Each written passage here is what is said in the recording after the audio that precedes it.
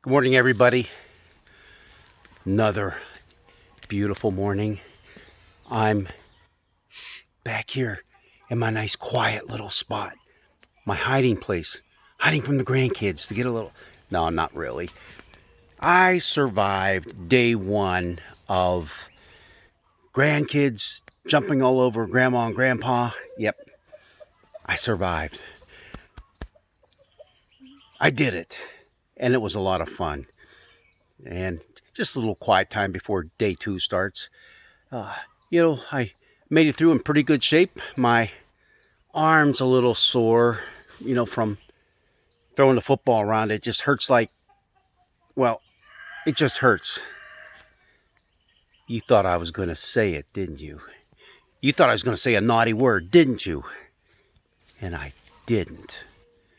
Because I thought I would, but I didn't because I was able not to, but there are times I just can't, and that sounds a little mumble jumble.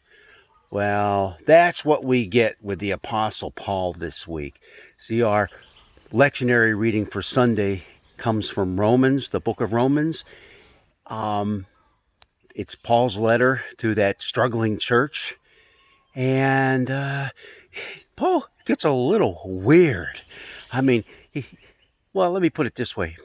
Have you ever noticed someone who's like new to the faith, who's now had a grand and glorious taste of the mercies of God and God's grace in their lives, how they struggle to do away with some of their old vocabulary words, if you know what I mean?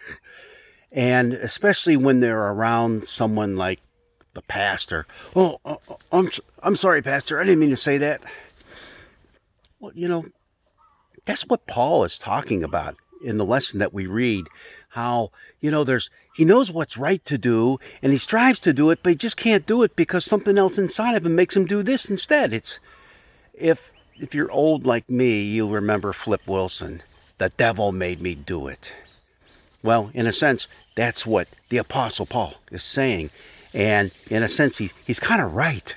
It's the devil inside of us does make us do and say those things. And it's frustrating. That's what Paul was getting at.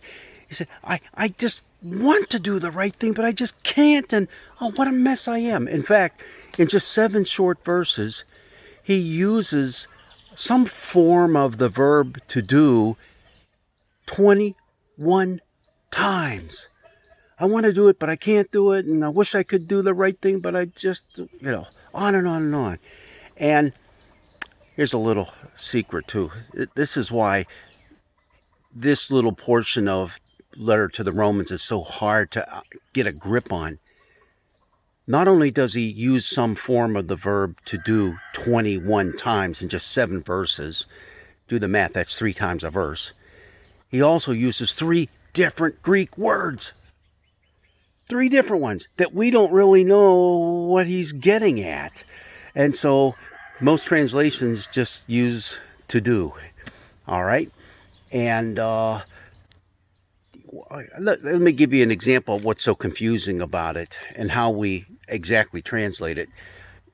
Most of you know that there are 3 words for love in the Greek that are used in the New Testament. There's agape, that's the good love, God's love toward us. There's phileo, that's our love, brotherly love toward one another, Philadelphia, right? And then there's eros. We know what that is. That's the kind of love that attracts us to one another. All right, so we have all that. And it's the same way with a lot of other Greek words too, especially this one to do. There's 3 different words. The problem is, translators don't always agree on the different nuances of each of those words. So it makes this, what is Paul getting at? Makes it a little bit difficult, a little bit contorted, but just know this, it boils down to one thing. We aren't perfect people. We make mistakes. We say and do the wrong things sometimes, despite our best intentions. Our reading for this Sunday ends on a high note, and then we really get into it further down the line. Paul says, oh, wretched person that I am, How am I going to get out of this quandary?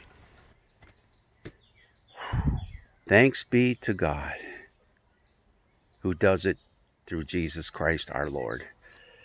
That's the answer. We're not going to be perfect people. We're going to make our mistakes. But we know we have a God who loves us, who forgives us, who lets us get back on our feet, who sometimes pulls us back up onto our feet and says, get out there and let's give it another go.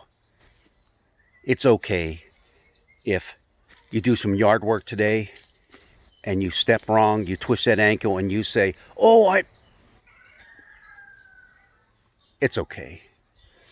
We all do it. Thanks be to God that His love is more powerful than anything that we might do or say that says otherwise.